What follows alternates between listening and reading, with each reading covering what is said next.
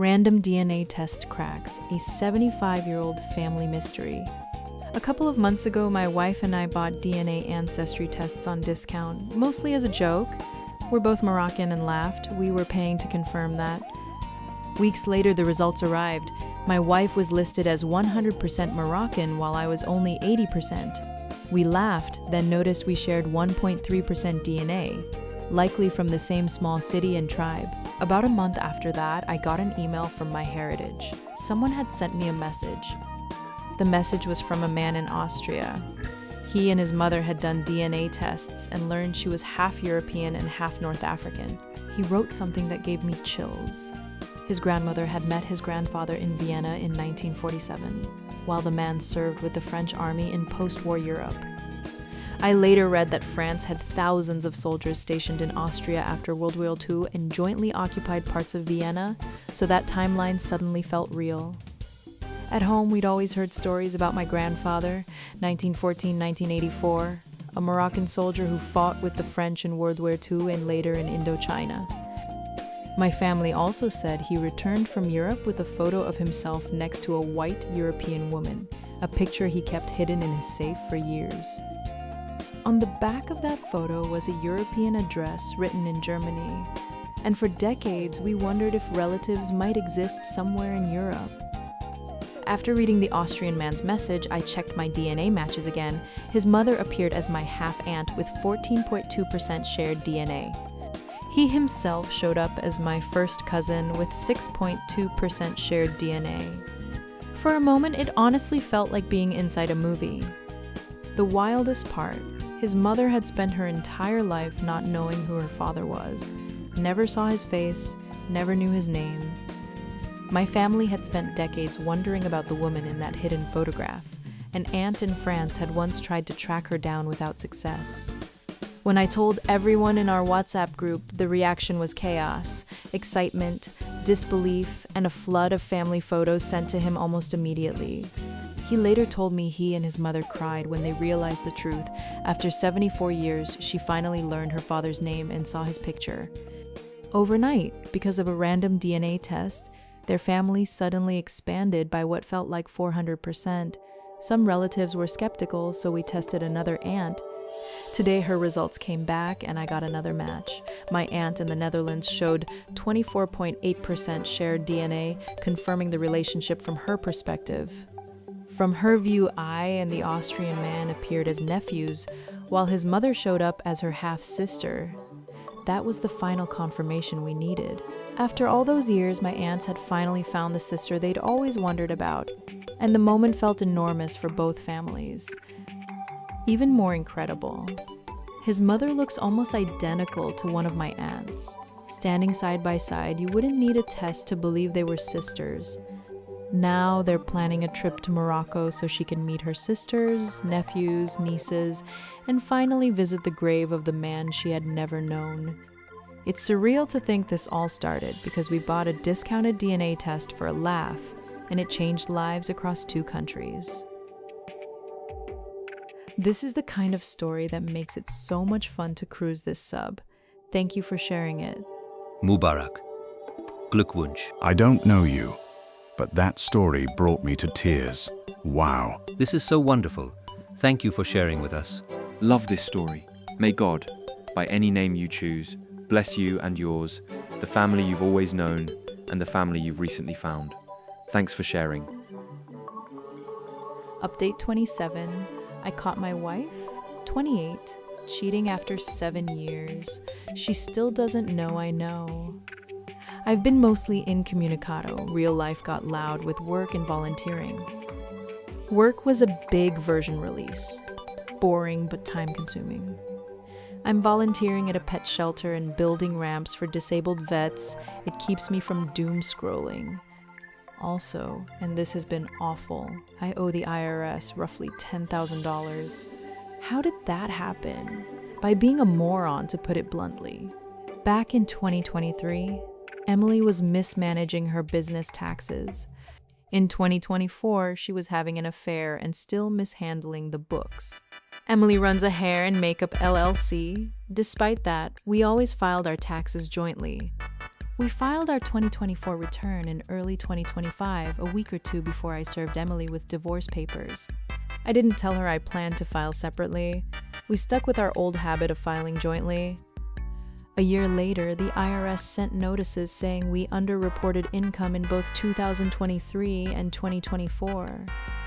My CPA warned the State Revenue Office may send similar notices. I decided to use a CPA going forward.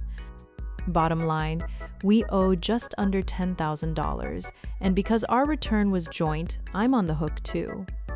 All our tax records are still in the house Emily left. She didn't take them because who keeps tax folders? It appears most underreporting came from Emily's business, likely influenced by things John was mentoring her into. Legally, it doesn't matter. The IRS will collect from either of us until someone pays up. My lawyer is asking Emily's lawyer to indemnify me, and I'm applying for innocent spouse relief, Form 8857. I can cover the bill, but it would gut my investment accounts and force me to sell assets. Shreya has blocked me after her fiancé saw our messages and blew up. There was nothing explicit, just a photo of me, but it set him off. Shreya apologized and cut contact. The trauma, or nurse, finally had a rare free weekend and invited me to the coast, with her family covering the kids and a respite caregiver for her son with autism. She rented an Airbnb, paid for it, and said I had to choose activities. We'd split meals and incidentals. She slept the whole trip, in the car, on the beach, by the pool, and vetoed my ambitious plans. We talked when she woke, we got frisky Saturday night, but she passed out right after, and that was that. It felt flattering she picked me for such a rare weekend, but she told me neither of us expects a future together. She's hoping her ex will quit opiates, return to medicine, and reunite the family. It's a fragile fantasy. I don't know what's worse. Infidelity or loving someone clinging to the hope a junkie will change? I've been on more dates, lots of smart, attractive women, but no real chemistry yet. Do you pursue second or third dates? I'm hyper-aware of red flags and wrestling with deep trust issues. One woman complained my photos didn't look very blonde. Apparently hair color affects swipes. Bev's husband is doing well, down 25 pounds and using my gym guest pass for the pool. The custody evaluation came back 50-50, which is what he wanted, and he's holding up mentally. Bev flipped from apologetic to savage, pursuing major alimony. That's why we have lawyers. John and Lisa had their pre-trial conference. The judge warned trials are costly and someone will lose badly. The judge ordered John to pay more for his kids' therapy. Their court date is June 15th. Lisa, out of the workforce for 16 plus years, started an office job at a dental practice and is working on a real estate license. Everyone expects John to take a beating in court, though he still seems unaware. My meeting with Emily is looming because of the tax notices I probably have to attend. My therapist and I are crafting a strategy. Emily is to send mediator info, and I'm aiming for the first week of June. I hate that it's so close to our wedding anniversary. The timing is a special kind of cruel. Beans is now batting cabinet doors open and treating my feet like furry prey. She's thriving as a hunter. I just need better cabinets before she remodels the kitchen. It sounds like you're on the right track overall. The IRS front needed to be addressed the way you did, and or nurse doesn't have a future, so maybe hold off on that for now. I think you need another boys' night before the meeting with Emily. That will ease some of the tension you might have. Between that, the gym, the hobbies, kudos by the way, and work, I think you're 100% in the right direction. Pat yourself on the back once in a while too. Oh boy, is there anything else that your ex can do right except doing makeup, hair, and spreading her legs to sugar daddies? I still hope you won't go to that meeting, but the decision is on you and I will support you no matter what you will do. F fat ass Bev and creep ass John. Can't wait for their downfall. Good luck to you, OP. I wish you the best. P.S. Didn't Bev's STBX mention if your ex was helping him? Dude, I missed the one where Bev got busted, LOL. The first thing to pop into my head was Jurassic Park, you know? They cheat in herds. They do cheat in herds. Instrumental, da-da-da, dum-dum, etc. Gronk. I don't know what's worse. Infidelity or being in love with a junkie. One is poisoned by pessimism and the other is poisoned by hope. As someone who was once in love with drug addict, this hits really hard. If only Emily still had John's credit card, that tax bill would be gone. Seriously wishing you healing and peace. God knows you deserve it. Every morning, my family watches me die at the breakfast table. We were having breakfast together, like every morning. We sat in the massive dining room, quietly eating scrambled eggs, bacon, salad, or buttered toast, whatever each of us wanted. Dad sat across from me, Mom and my brother to my right. My sister sat on my left. I wasn't eating. I hadn't felt hungry since yesterday. My thoughts were racing, and I simply didn't have the space in my head for anything else. The very first thought that set the rusted gears in my brain turning was this: why doesn't any of us work? Neither Mom nor Dad ever leaves the house for long. My brother goes out sometimes, and occasionally my sister goes with him, but never for very long. Then another thought sent me further down the slope. Why don't my siblings and I look alike? My brother was a huge man. His short, black, curly hair and sharp nose made it seem like he might have come from somewhere in Latin America. His eyes were always watching everything, as if he were waiting for something to attack or for an enemy to appear. My sister was short but muscular. She always wore her thin blonde hair in a ponytail, and her eyes were those of a predator. I could see the way she observed everything, her gaze almost flickering, like she was a hair's breadth away from slitting someone's throat. Mom and Dad, on the other hand, were completely different. I didn't fear them the way I feared my siblings. They just watched, studied. Both were small, thin people. Mom wore glasses and kept adjusting them, pretending she wasn't staring at me. Dad's graying hair was always perfectly combed, and he was always asking questions. Only me.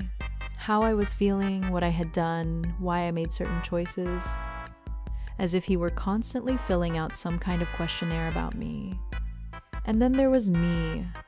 I stared at my reflection in the picture sitting in the middle of the table. A hollow-faced, bald figure stared back. I looked more like a shadow than a real person. With a distant gaze, I studied the people sitting around me, my so-called family. Then the realization hit me like a lightning strike. I don't know these people. Worse, this isn't my family. I tightened my grip on the fork. It felt like the world had flipped upside down, my mind unable to process the flood of thoughts crashing into it. A wave of nausea hit me at the same time as a strange, gnawing hunger.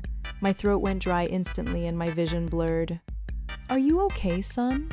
my father asked, breaking the silence. He studied me carefully, and I forced myself back into reality. His eyes examined me, his face was old, but his gaze was sharp like a young fox's. I didn't answer. I just looked at the others staring at me. All of them were watching, like I was some kind of circus attraction waiting to see what I would do next. The problem was, I had no idea what that would be. "Did you take your medication?" my brother asked from my right. I stared at his moving lips, watching the way the words formed, the way his voice vibrated in the air. And all I could think was, why don't I remember anything? I knew our daily routine, I knew what we did every day. I knew whose room was whose, I knew Mom and Dad slept separately. But I didn't remember anyone from before. No memories of us as children. No image of my parents being younger. I didn't even know the names of the two people who claimed to be my parents. "Are you with us, son?" my father asked again. The curiosity on his face was beginning to harden into suspicion. Still, I said nothing. My eyes drifted toward the sliding door on the left. The kitchen was that way. Beyond it, through another door, lay the enormous backyard. My brother shifted. His massive, shovel-like hand slipped beneath the table. Without taking his eyes off me, he slowly brought it back up. Something metallic glinted in his grip. The tip of a needle. An injection. For me? The thought shot through my brain. And then, like prey sensing the predator, an alarm blared inside my head. I need to run.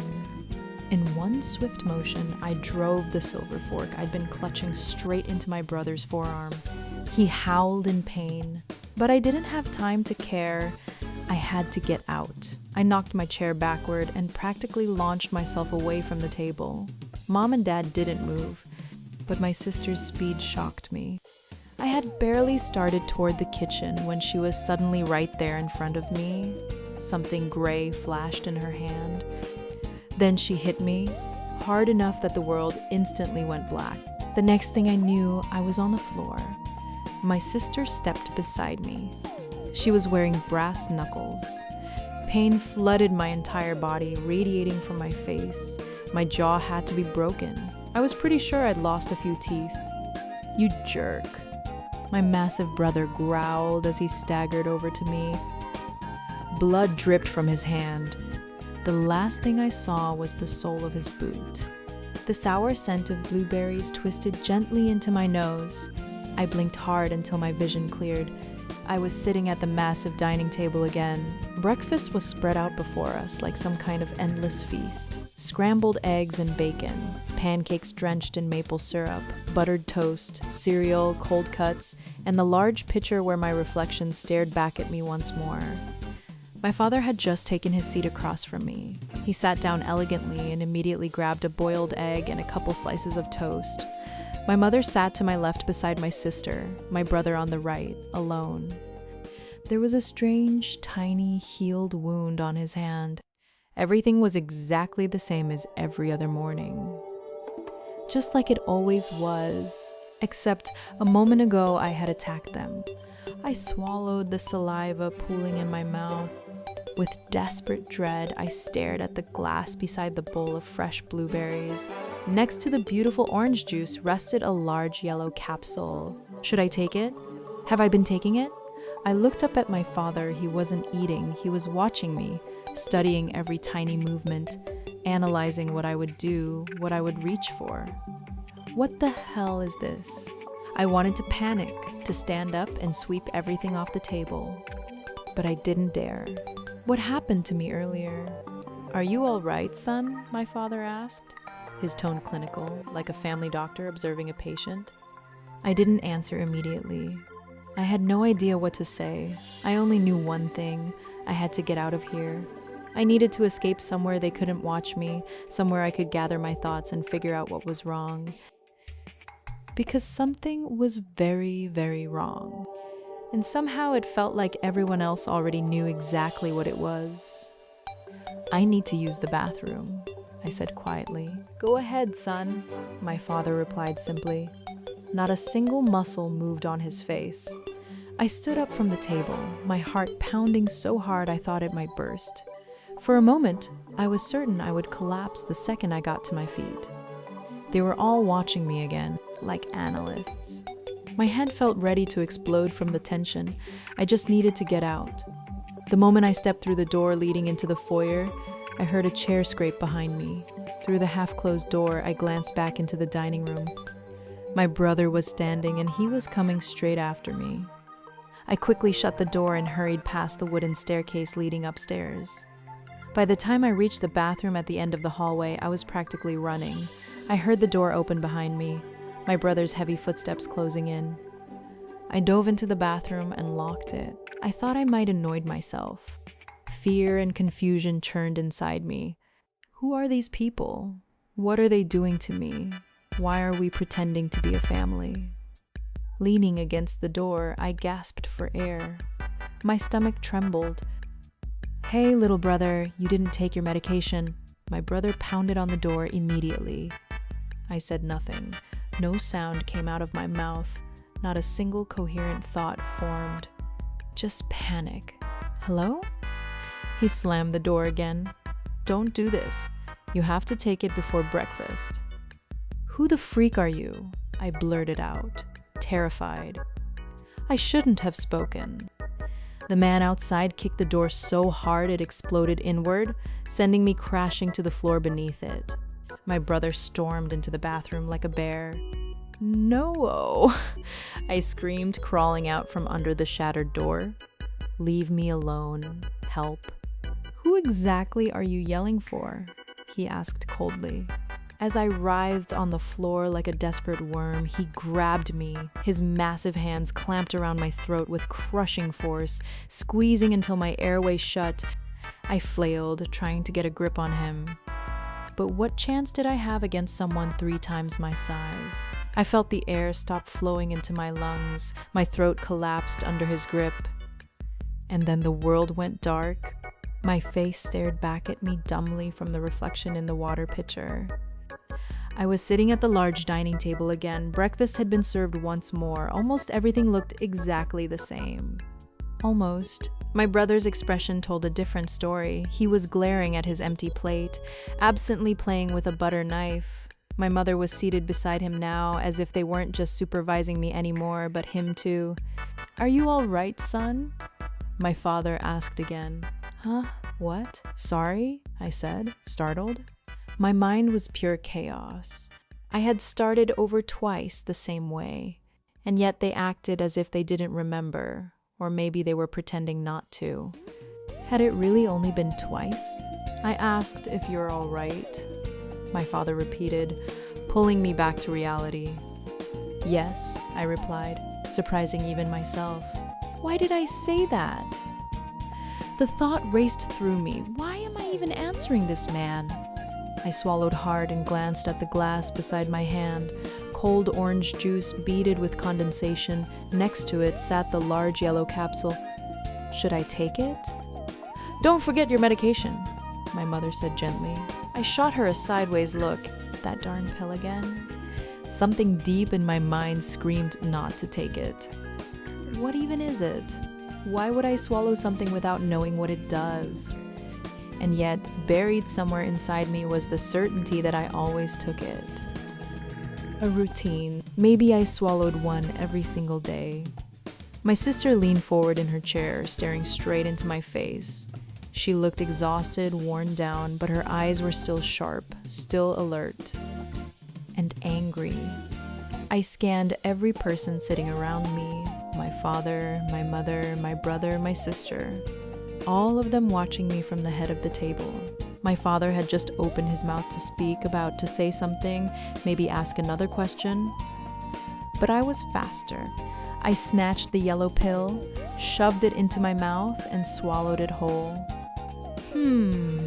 My father murmured, clearly changing whatever he had planned to say.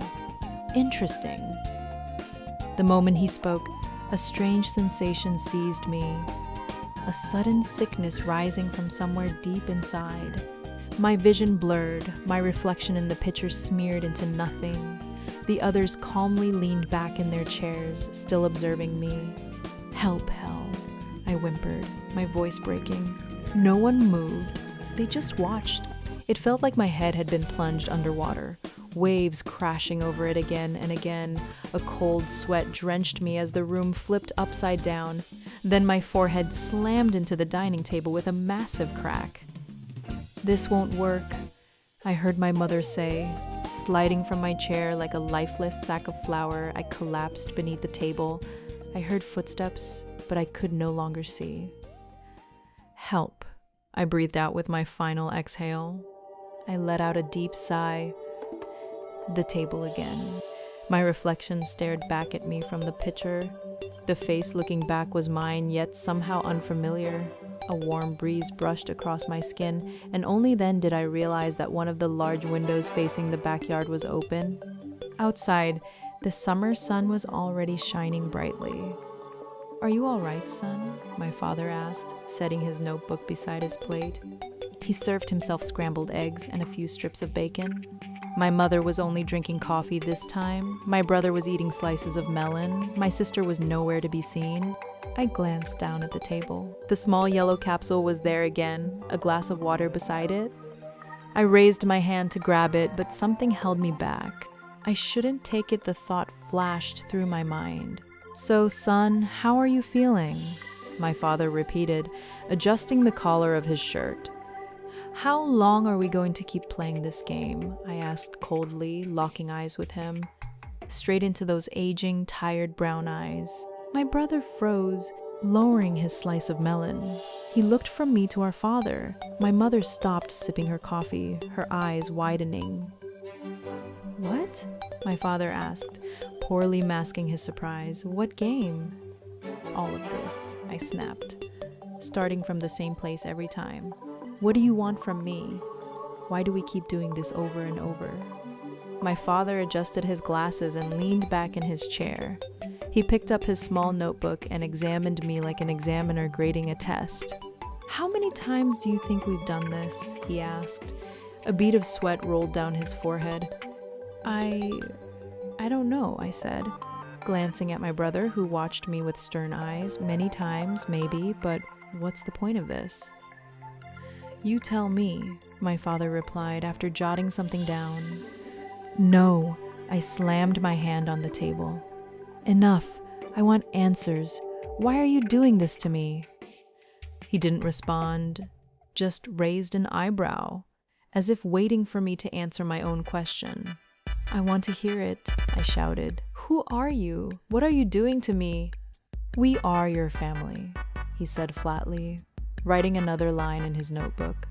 That's definitely not true, I shot back. Then who is your family? He asked, his gaze sharp. I could see it again, the analysis, watching what I said, how I said it, trying to understand why I said it. The entire performance was starting to drive me insane. I don't know, my voice trembled, but I know it's not you. My father sighed, not a defeated sigh, but the kind someone makes when they've just realized something important, as if he were standing on the brink of a major discovery, needing only a final spark. Will you just say something? I yelled after the long silence.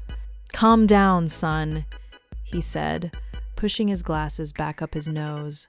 Why are you so agitated? Oh, freak you, I snapped, jumping to my feet. You're going to tell me everything right now, or...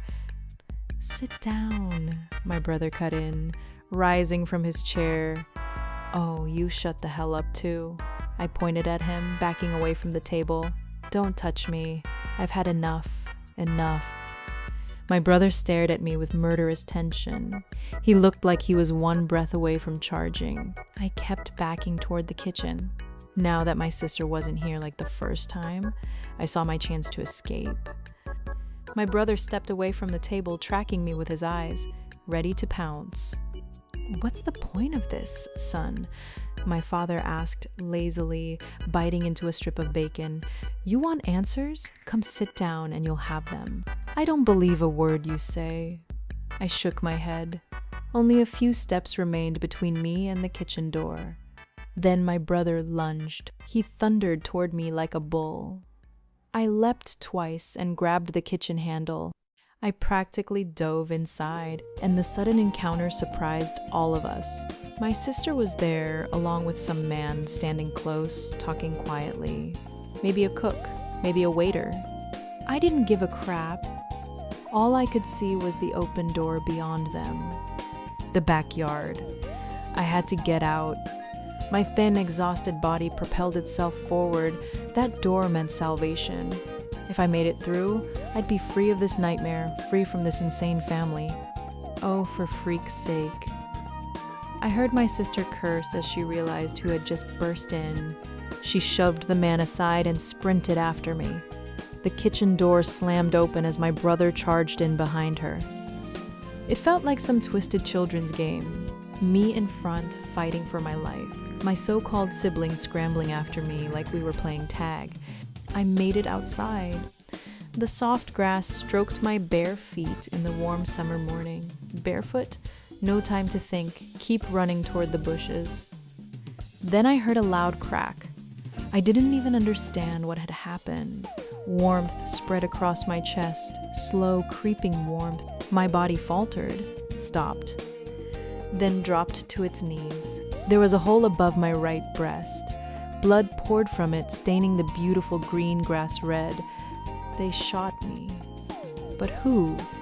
I collapsed forward, pathetically ass in the air, face buried in the warm earth. Blood bubbled from my mouth. Boots appeared in my fading vision. Tower, you didn't have to take the shot, I heard my brother say. We could have still had him. The world went dark, and life began to slip out of me. My hand was cold where it rested on the table. There was no sign of sunshine outside. The weather was gray and damp, and I realized we were back in the dining room, eating breakfast again. A large bowl of pears sat on the table, eggs, bacon, cereal, milk, and everything else. My body was intact, no hole in my chest. In the large pitcher, my sunken, exhausted face stared back at me. "Are you all right, son?" my father asked, glancing up at me from his notebook. My brother stared out at the rain with bored indifference. My sister was the only one watching me angrily, like a sulking child. My mother was picking at a cluster of grapes, only half paying attention to me on her right. "So, son, how are you feeling?" my father repeated, stopping his scribbling. "I'm fine," I answered simply. "I see," he said, flipping a few pages in his notebook. Something strange took hold of me. Anger, rage. I didn't care about answers anymore. I didn't want questions from him. I didn't want to wake up at this table again and again after my own death. I was done. Slowly, I reached for the fork lying on the table. I lifted it and studied my pathetic bald reflection in its blurred surface. Is this really me? My mother was still busy with her grapes. With one sharp, deliberate motion, I drove the fork into her neck. Deep. Hard. I must have hit an artery. Blood sprayed everywhere, covering my face, the white tablecloth, the food. Holy crap. My sister jumped to her feet. My brother only now seemed to realize everything was covered in blood. He stared at the grotesque fountain in shock. But the one who surprised me was my father. I saw the shock in his eyes, but he didn't move. He watched, analyzed, studied the way my mother bled out while I climbed onto the dining table. I don't know how, but I knew there was a large kitchen knife beside the pumpkin pie. I had to get it. I crawled across the table on all fours, knocking through plates and food, and grabbed the knife. I tumbled off the table and sprang back up, wildly swinging the blade. My sister was closest. She raised her hands to defend herself, and I felt the knife slice into her palm. "You freaking idiot!" she screamed, clutching her bleeding hand. A deep red cut split her right palm. "Back the freak up!" I shouted. "All of you!" I searched for an exit while waving the knife between my brother and sister. My father still hadn't moved. He sat in his chair, watching, waiting. I lunged toward him, pressed the blade to his throat, and grabbed him tight. "No one comes closer," I screamed, "or I'll cut his throat." Why was it harder to do this than what I did to my mother? Why did it feel like an empty threat, like something inside me was holding me back? "Put the knife down," my brother said calmly, stepping closer. "Stay the freak where you are," I yelled, pressing the blade harder against my father's neck. "Stop this, son," my father said, breathing heavily. He wasn't terrified. Tense, yes, but not afraid, as if he knew I wouldn't actually do it. "Shut the freak up, all of you," I shouted. "Let me go! Where's the exit? Why can't I ever find the way out?" What I didn't notice was my sister moving. The next thing I felt was a crushing blow to my jaw. I collapsed, but I didn't let go of the knife. My father cried out in pain and grabbed his face. I hit the floor, dizzy, crawling like an insect. I tried to move. I didn't even know where. My brother rushed in and tackled me with my sister. I kicked and thrashed like a feral animal trying to break free, but my brother pinned me down and twisted my arm. My sister wrenched the knife from my hand. "Wait!" my father shouted. He leaned down beside me. My brother forced my face against the cold hardwood floor, but I could still see. The flesh on my father's face hung open. The blade had torn through it grotesquely. Blood streamed down his cheek. "What did you mean you can't find the exit?" he asked, pressing his hand against the wound. "You never even looked." "I always look," I hissed. "Every single time." He said nothing, just stared into my eyes, as if searching for something or someone. No one moved. Blood continued pouring down his face. My arm felt like it was about to snap. And at a single silent signal from my father, my sister drove the knife between my ribs. It was cold. I could feel the warmth of the fireplace, but outside a blizzard raged. My brother sat directly beside me at the table. My sister was on my other side, rubbing her arm. There were faint signs of pain on her face. My father sat across from me at the head of the table, a small bandage on his cheek. His beard had grown long and looked unkempt. His glasses slid down his nose as he flipped through his notebook. The woman sitting next to him was someone else. The one I stabbed in the neck wasn't my mother, but this woman wasn't her either. Had they replaced her? Did someone else take her place? I couldn't make sense of it, but what surprised me even more was the face in the picture. The gaunt, sickly figure was gone instead. I saw the blurred reflection of a strong, healthy man. Is that me? Yes, that's me. Are you all right, son? My father asked bluntly. Yes, I answered immediately, calmly. My father looked up from his notebook straight into my eyes. Can I go into the kitchen and make some tea? I asked, driven by some strange instinct. Of course, he said, studying me more intently. My brother shifted almost imperceptibly, ready for anything I might try. But I simply stood up politely, wiped my mouth, and slowly, calmly walked toward the kitchen. My sister watched me like I was some kind of inmate. The moment I stepped inside, I knew someone was following me. When I glanced back from the doorway, my brother was already rising from the table. I didn't panic. The door leading outside was locked, but something in my mind warned me. Not that way, don't run. The kitchen was empty and cold. Slowly, quietly, I pulled open a drawer. As if I already knew what I would find, I took out the metal meat tenderizer. Then I positioned myself behind the kitchen door. My brother stepped in at that exact moment. As the door shut behind him, I swung. Hard. Straight for his head. The large man dropped to his knees instantly. Ah, freak. You crazy jerk. He snarled. I didn't give him time. I struck again. And again. And again. He collapsed onto the floor. I stood over him, panting. No time to think. I had to go. I glanced at the door to the backyard. Not that way. Something screamed inside me. I scanned the room quickly. The small dumbwaiter looked like my best option. You guys okay? I heard my sister's voice approaching, her footsteps growing louder. I dropped the tenderizer and grabbed a knife instead. I pulled open the dumbwaiter doors and climbed inside, lowering myself down with the rope into the darkness below.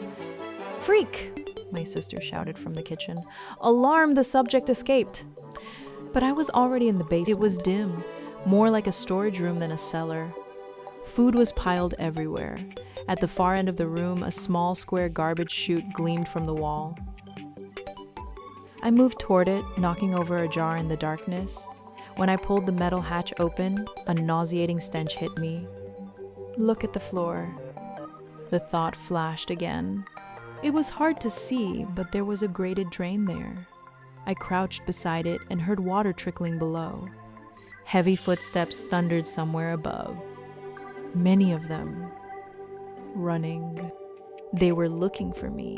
In the gloom, I felt along the edges of the grate and found screws. The knife fit perfectly. A coincidence? How did I know this?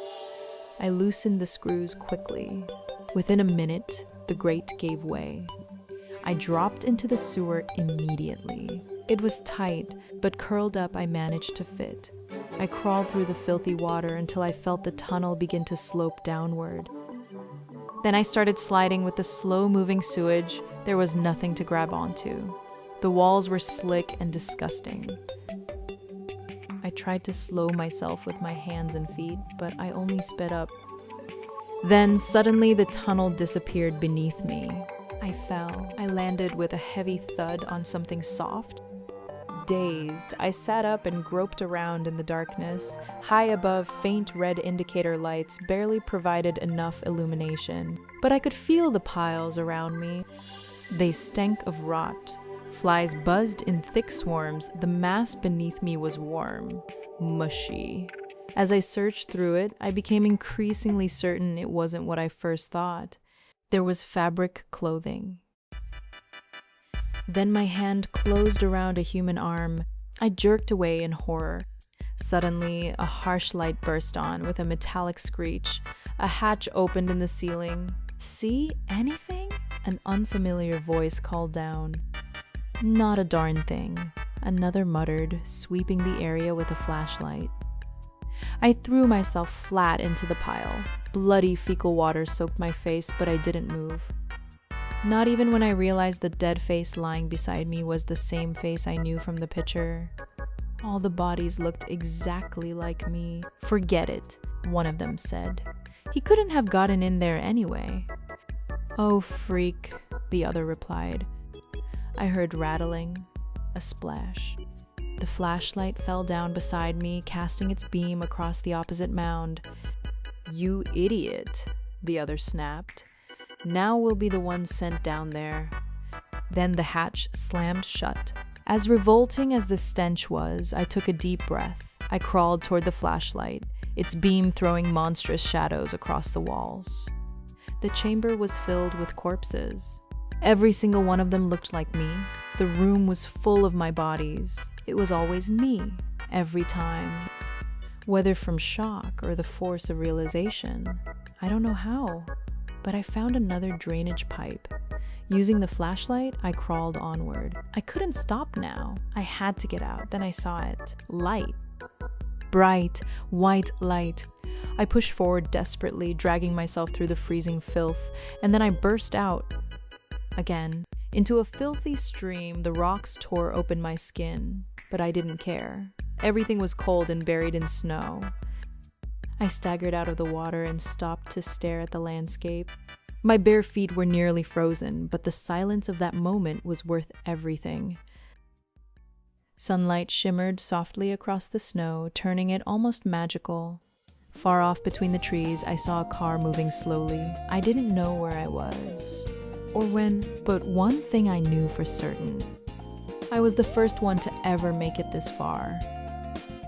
It sounds like your previous iterations are subconsciously guiding you. Keep us posted. Who puts salad, cold cuts, or whole pumpkin pies out for breakfast? Why would you see the strange man with your sister and immediately think he was a cook or waiter when literally nothing pointed to those two things making any sense? Why? And what were they studying? This is super creepy. I need an update ASAP because the sibling description is giving me the chills, LOL. Stay safe, Op. Man, this is super creepy already. The way you described your sibling's eyes gave me chills. Stay safe, Op. She asked for an open marriage. I reacted, and now she's furious. Need advice. I am not Oop. Oop is you, Silver Salt 760 set. We've been married 5 years, both 30, no kids, both professionals. I thought we were happy. Lately, things felt off, but I assumed we were just tired and stressed. Then on Tuesday, she asked for a talk and instead floated an open marriage. I froze. I had no script for that. I told her plainly I was not okay with it. She kept pushing, calling me jealous and controlling when I resisted. We agreed to pause and calm down, but the house buzzed with bad energy afterward. Later, she pressed harder. I finally said no in a way that made her snap. She declared it would make us stronger. I said it would end in divorce. She lost it, threw a glass, cursed so loud the neighbors came out, and I left. I drove to the Holiday Inn, bought a bottle of Knob Creek, and drank myself to sleep. I woke up at the hotel and replayed my life, ignoring her 20 calls. I didn't want a divorce, but she asked for something I can't give. I had no clue where to start. I went back home later to talk and learned she had been seeing someone at work. She said nothing physical had happened, that he was in an open marriage and she liked the idea. I told her she had chosen him and I was done. I packed more stuff and went back to the hotel. I froze the joint cards and savings, grateful the house was a rental and our finances mostly separate.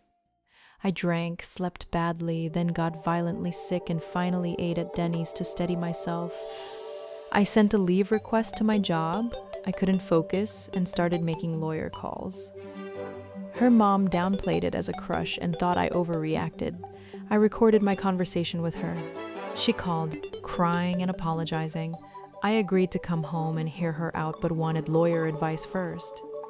We met with Mill. She admitted asking for an open marriage and promised full transparency.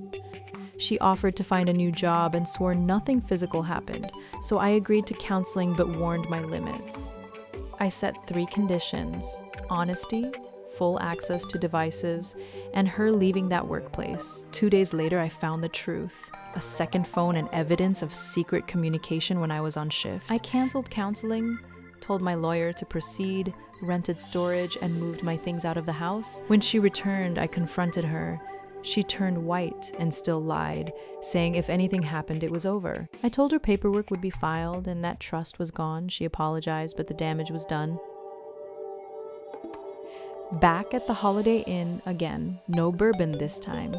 Miserable but clear that this was the only path left. I feel lighter and hollow at once, angry, betrayed, and strangely relieved to have made a decision. I'm heading out of town to see my brother and clear my head, and I appreciate the brutal advice that helped me decide.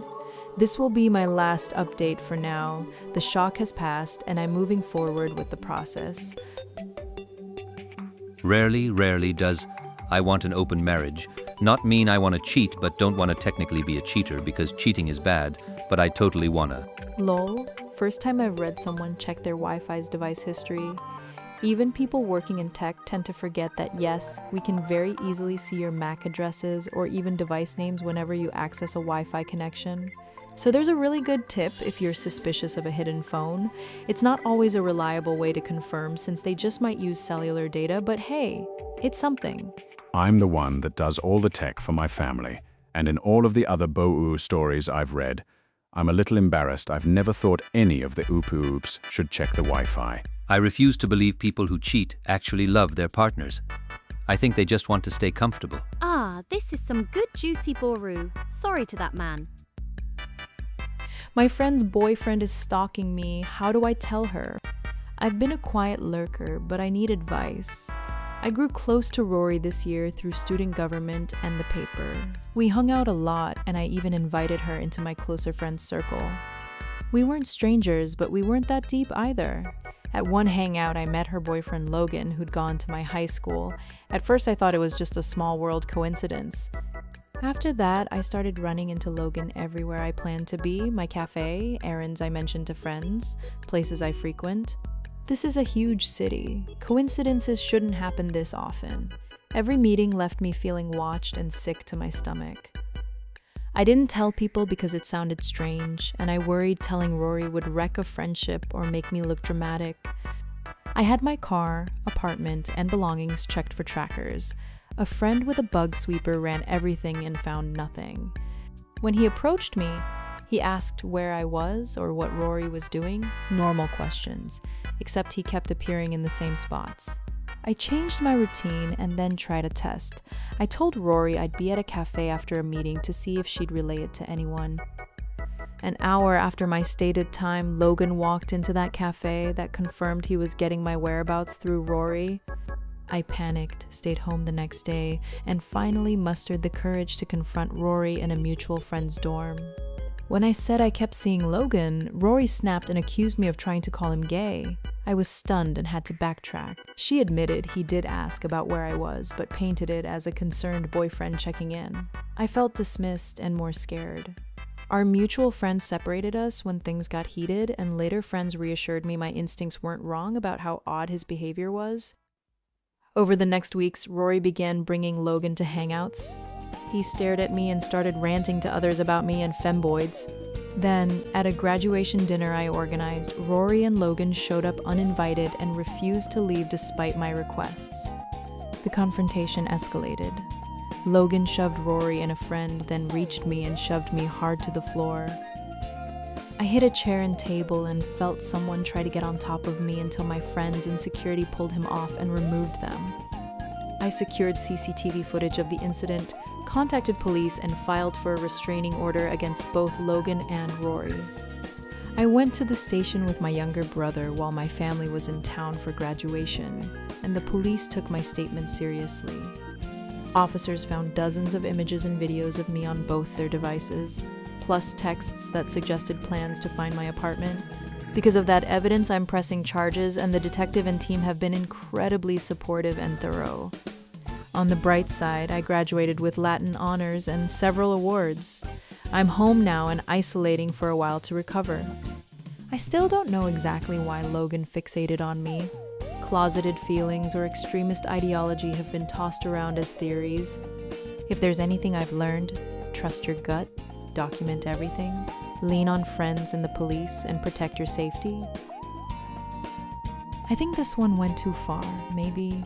It's mostly plausible, but then police give evidence from devices that they just searched, and due to the evidence, I will be pressing charges. The state pursues criminal charges, not the victim. The stalking all comes across as what could happen. The ultimate explosion and fallout could be honest mistakes, but I'm skeptical. I think your BF is stalking me. Are you accusing him of being gay? Because famously, only gay people are allowed to be stalkers. This is also known as Rory's theory, named after the absolute visionary who came up with it.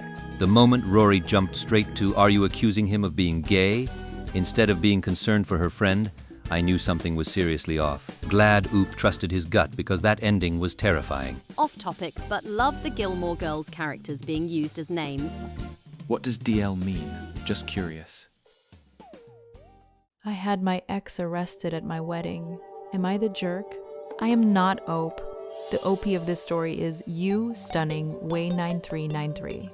Trigger warnings, stalking, harassment, attempted rape. Aitaj for having my ex arrested at my wedding. Posted May 4th, 2026. This happened 2 days ago at mine, 28, and my wife's 39 wedding, and a lot of people are telling me I'm in the wrong for having my ex 27 arrested, and my wife is saying I ruined the wedding and caused a scene. First, a little backstory on my ex. We were together over 5 years ago for a matter of weeks. I broke things off because I just wasn't into her that much. She began to pester me over text and social media all of the time to get back together or just hook up. This went on for months, and in a particularly weak moment, I gave in and slept with her again. At this point, things got a lot worse. I tried to explain that it was a mistake, and I still didn't want anything with her. From then, the messages ranged from abusive to begging me for sex. Eventually, I just blocked her. From then, she started turning up at my house, work, and social spaces I went to often. She attempted to force herself on me and threatened violence, and at that point, I got a restraining order. Since then, I haven't heard from her in years. I met my wife 3 years ago, and she is honestly the best thing in my life. We fell in love hard and honestly have a great relationship. We got engaged after 2 years, and 2 days ago finally had our wedding. The day was going amazingly until a friend of mine, who I'll call Chris, turned up with his +1, my ex. I spoke to him and he had absolutely no idea about my history with her, and we tried to get her to leave. After she refused, I decided to just ring the police. 2 officers showed up to arrest her for breaking her restraining order, and she flipped out. She was shouting and screaming. She hurled abuse at my wife and claimed that we were meant to be together, which obviously distracted from our wedding.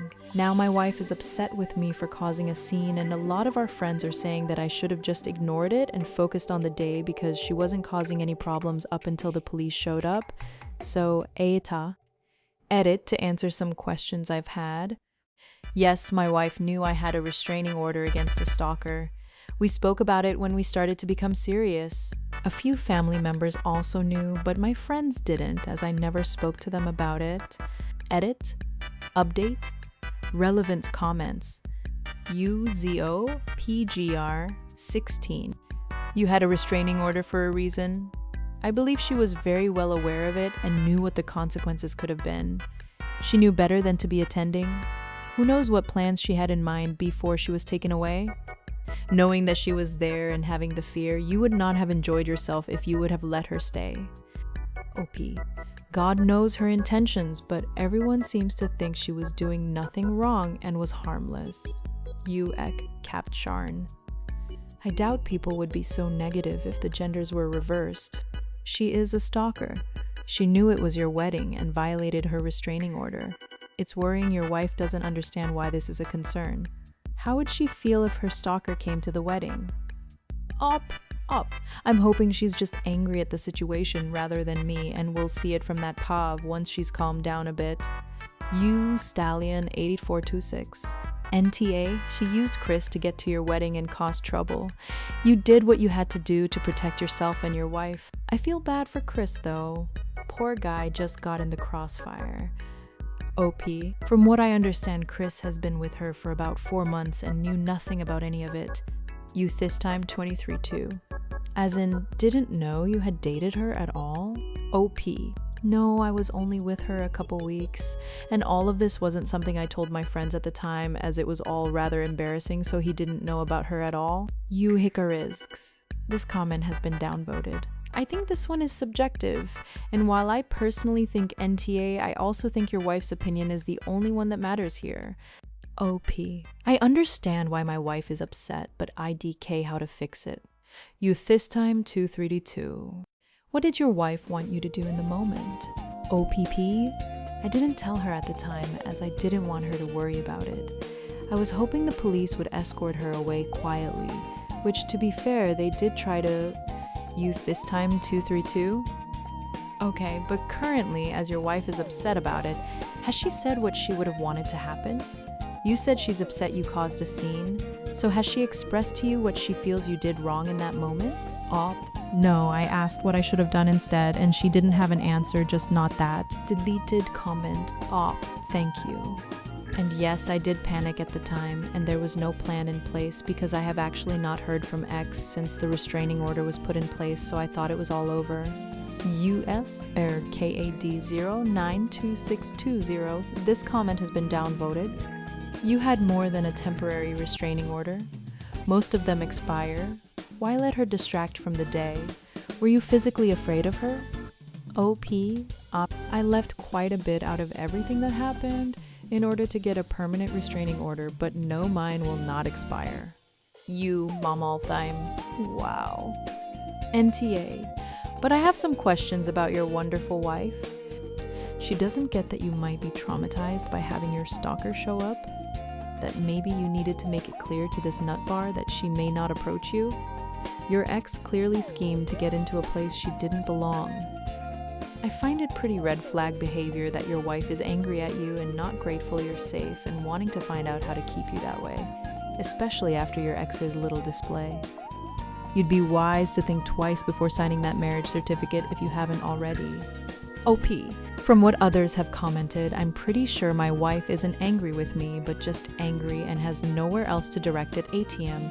Update AITAsh for having my ex arrested at my wedding.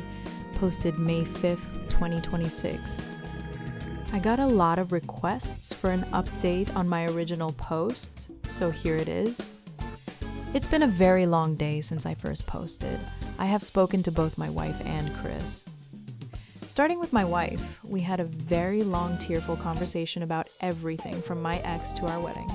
I apologize for the fact that I didn't consider involving her before calling the police, which meant that X's outburst when being escorted out came as a complete surprise. To her, she apologized for the way she reacted and explained that she wasn't angry at me but is angry at X, the fact the wedding was ruined and that the focus was shifted away from us, and to X, her anger was misdirected. Another reason for the anger is that a lot of guests had no idea who X was, so X's comment of "we're meant to be together" has apparently led to people theorizing that I had been cheating on my wife with X, so we are now having to put out fires before rumors begin to spread. My wife is now very much focused on making sure I'm okay after all of this, though she is still distraught about our special day being ruined, but we will work through that together. On to Chris. This is where things get a little scary. Me and wife called him together firstly to check that he is okay, he is, and secondly to see how the hell she's managed to worm her way into his life in order to get to my wedding. According to Chris, they connected over social media. She started liking his posts over the course of about a month, and then DM'd him, and they started chatting from there. The crazy part is that to Chris, X has a completely different name, but the posts on her profile dated back 3 years, meaning she has had this profile with a fake name for at least 3 years, and ITS not the only one. Chris told us that a few other guys contacted him after the wedding saying that they recognized her, as they had all also got DMs from her on different accounts, all with a different name. There's at least 3 other accounts that we are currently aware of. Apparently, X showed no signs of being obsessed with me or even that she knew who I was. He invited her as a +1, thinking that they might eventually get serious as they were having a really good time together. He has apologized profusely, but we have made it clear that we do not blame him for this. There has been no word currently on what's going on with X, but considering her breaching the restraining order and resisting arrest, we assume she will probably end up in prison. Me and wife have spoken about it, and if we are contacted by the police, we will absolutely press charges, and wife will also be getting a restraining order. For now, we are going to try and enjoy our honeymoon and deal with the rest of this mess when we get back. Thank you, Reddit, for all of the advice and opinions. You gave a lot of perspectives on the situation that I had not considered. Reminder, I am not Ope. Chris told us that a few other guys contacted him after the wedding, saying that they recognized her as they had all also got DMs from her on different accounts, all with a different name. There is at least 3 other accounts that we are currently aware of. Wait. Was this nutbar targeting his friends on social media to get closer to him? Ugh, people going, the only opinion that matters is your wife's. No, especially not if her first reaction was to pile on Oop, because he did the only correct thing to remove a dangerous stalker. If anything, Oop should have come here to ask how he can still be married to a woman who doesn't have his back to begin with. Restraining orders aren't handed out like candy, despite what some films and TV make us believe, and I can't even imagine what the ex did to get a permanent restraining order. All this just for a relationship that lasted a few weeks? If this is real, then the ex was absolutely planning to jump up and scream, "I obeek icht!" Everyone acting like Oop is in the wrong or should have just ignored it. Do you know how hard it is to get a restraining order? If you get one, you'd better use it, because 9 times out of 10, you sure as hell need it. I ghosted her after learning her dead husband was fake. Aita? I'm 32, married with 2 kids, and my wife and I have an open relationship. With her agreement, I started seeing another woman. She told me she also had 2 kids around my kids' ages and said her husband had died, even showing me a picture. We got close and our lives blended in a quiet, natural way, except we never went to her house, only mine or public places. A few days ago, I saw her shopping, and she was with the same man she told me was dead.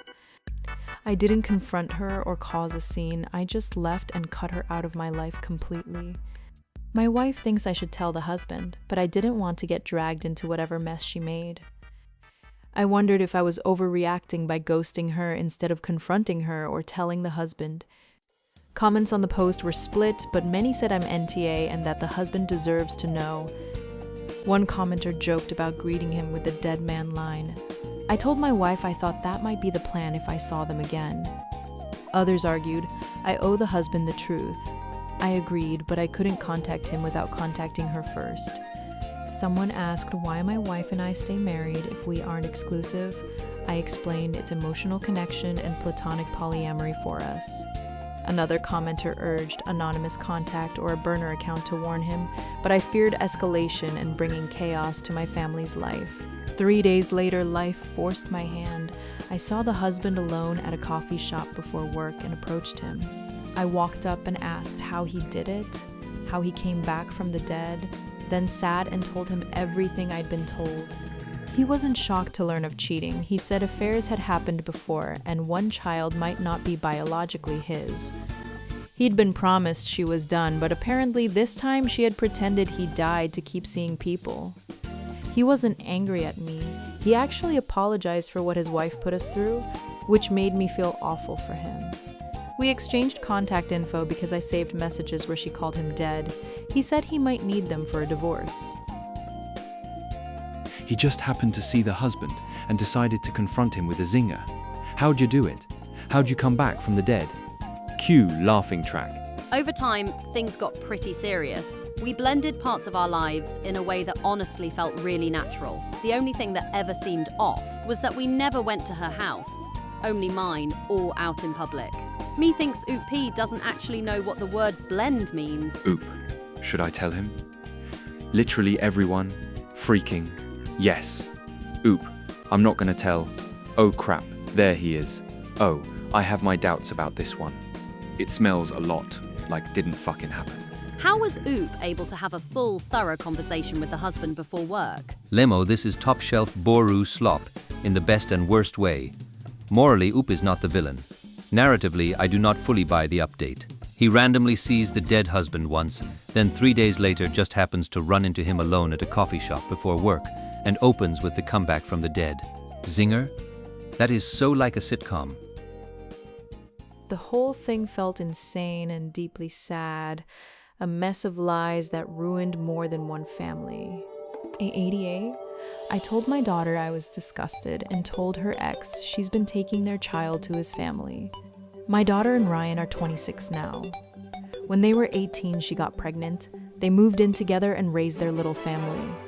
They never married, but Ryan's family constantly pressured them, saying they needed to stop living in sin. A year ago, everything exploded. Ryan was caught cheating, and during the fallout, he came out as gay. The breakup was brutal, and custody ended up 50-50, but his religious family fell apart when they learned and disowned him. I was helping my daughter move when I heard his mother scream a homophobic slur at him. They have been terrible. After being disowned, they assumed they'd still have access to the grandbaby, but Ryan refused and cut them off. They even contacted me once, hoping to see the child while I was babysitting. I said no. The shared custody has been hard on my daughter. Missing major events with her child has torn her up. For example, Ryan had custody on Easter but agreed to let her have the child so we could celebrate with our side of the family. She came by to pick up things and showed me photos from a recent weekend trip that included Ryan's mom and his 2 siblings. When I asked what that was about, she admitted she had been taking the child to see them for months without telling Ryan. I told her it was horrible to take a child around people who had disowned their own son for being gay. She became defensive and we argued. She defended her choice to keep taking the child around them, and I told her I was disgusted. I informed Ryan. He thanked me, and my daughter is now furious with me. Ryan says he will no longer be lenient with custody exchanges, and he's enforcing the schedule strictly. Her secret visits have made things worse, and now she has to fight even harder to have the child on days that matter. Did I go too far? I attended my ex-in-law's birthday after his wife's 3rd miscarriage. My marriage ended because my ex-husband cheated with his current wife. At the time, we had a 4-year-old, a 3-year-old, and a 6-month-old. Doing crap like that behind someone's back is not okay. Even if the family weren't homophobic, you did the right thing. I'm generally a big fan of my OB, but in this case, your daughter not only stepped out of bounds with Ryan, but why would she want her kid around such awful people? NTA. Ent to A, he set a boundary and your daughter violated it. Simple as that. And she knows it was the wrong thing to do because otherwise she would have told him months ago. If it was okay to do, she wouldn't have hidden it from him. She knew it was wrong, and now she is facing the inevitable and obvious consequences. NTA. Regardless of what kind of partner he was, he is the dad, and people who treat him like that should not be around his kids. Disgusting. Good for you for calling it out. NTA, methinks your daughter wanted to get back at Ryan for the cheating. By then, he didn't want to work on our marriage, and neither did I. The divorce wasn't amicable, but I've tried to stay civil for the kids. His family and I stayed close. I'm godmother to 3 of his nieces and nephews, and they still call me Aunt C. His new wife has been bothered by that from the start. He even suggested she could take over as godmother, but that never happened. My children love seeing me get along with their father's side. They don't really have family on my side, so this bond matters to them and me. I cherish those relationships. I'd built a real family with them over the years, and it means a lot to all of us. For a year, my ex and his wife have been trying for a baby, but she has suffered 3 back-to-back miscarriages. The last miscarriage came just days before one of my godchildren's birthdays, and we were all at the party together. About an hour in, she became inconsolable, apparently upset that she still hasn't been fully accepted by the family and by seeing me there. She said, watching my kids cuddle and laugh with me made her feel like nothing had changed, that I was still married to my ex and she was invisible. My children don't have a close bond with her. She doesn't get their excitement or the same cuddles I or their father receive. My ex erupted, demanding I be excluded from future events. His family refused and told him he could skip if he chose, but I would always be invited. He was furious that I attended knowing about her miscarriage. We exchanged harsh words in private, away from the kids. I asked him why I should prioritize his wife's feelings now, when that wife had never considered mine when she became the other woman. So that's the situation. I'm trying to do right by my children and the family, but I wonder if I crossed a line. Me, 26M, with my wife, 25F, all together 5 years. I saw what looks to be a picture of my wife on my friend's phone. The picture was nude. NTA, your ex effed up big time, and everyone knows it. Even if you weren't there, it wouldn't make the start of their relationship different. He's putting his wife's tantrums above everyone else, including the birthday child who wanted you there. What made her think the family wouldn't hold a grudge against the woman who hurt you and your children?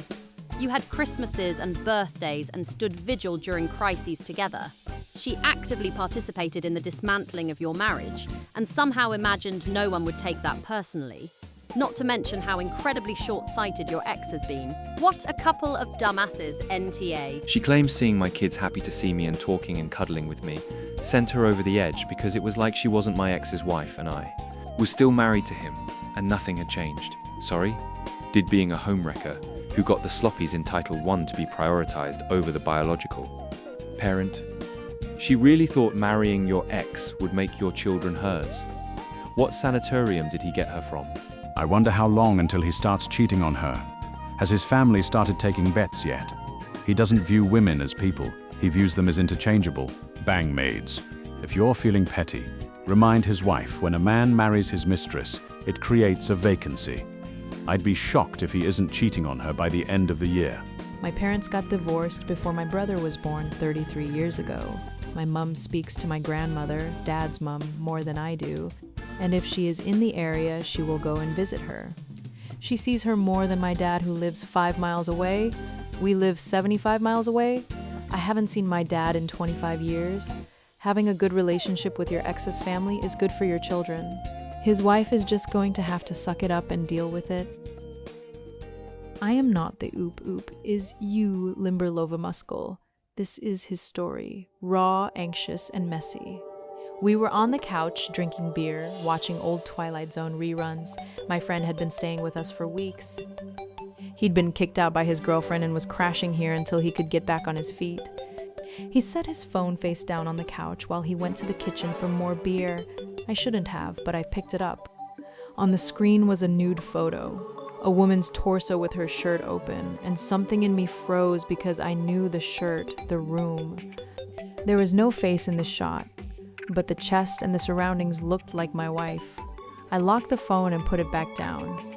I left the room and sat in our bedroom, my heart hammering. I didn't want to do anything I'd regret, but my head was full of questions. I told my wife our friend was staying with us. I didn't accuse her of anything because I hadn't seen the photo clearly enough. I tried to be patient. I even texted my wife something mundane to see if she'd answer, and she didn't respond. My friend went to work. My wife's phone was left at her job. I felt trapped. My chance to check his phone vanished and panic set in. I tried to play it cool. I called my wife's phone to confirm it was on and waited for answers that never came. Night fell and I couldn't sleep. I found him on the balcony smoking and asked why he was kicked out. His shrug didn't sit right with me.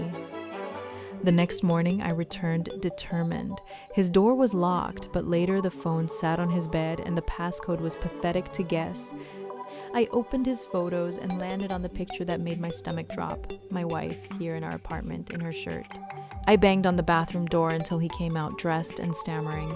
I demanded to know why he had a naked picture of my wife.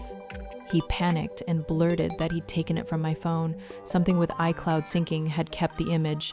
He'd sent it to himself and deleted the message. I lost it. I told him to pack and leave. I deleted the photo from his phone and told him never to come back. He kept apologizing. My wife came home. I told her exactly what happened, and her face went white with disbelief and fury. We sat down and cried together. She had no idea. Her phone had been dead at work. The silence earlier had been nothing sinister. It was just bad timing.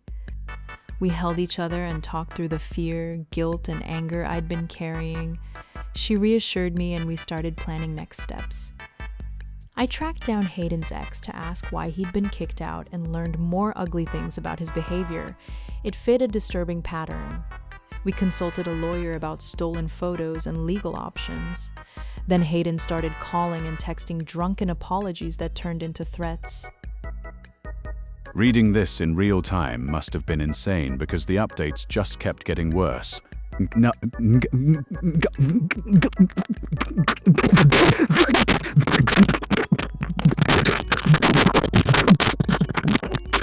Dude was spiraling so hard trying not to cause his wife. Meanwhile, Hayden was actually being a complete weirdo the entire time. The "I didn't do anything wrong" guys always end up doing the most insane stuff. Wait, this is by Limberlove Muscle. That guy's posts on R-Ambien went viral years ago for posting about how much he loves his wife. That's who Hayden betrayed. A wife guy? Dude. I didn't do anything wrong. Don't tell anyone or it'll freak you up. The gall. My friend got kicked out of his house about a month ago by his girlfriend. As far as I know, he did nothing wrong. That is some weapons-grade naivete right there. How did he not recognize a nude that was taken off his own phone?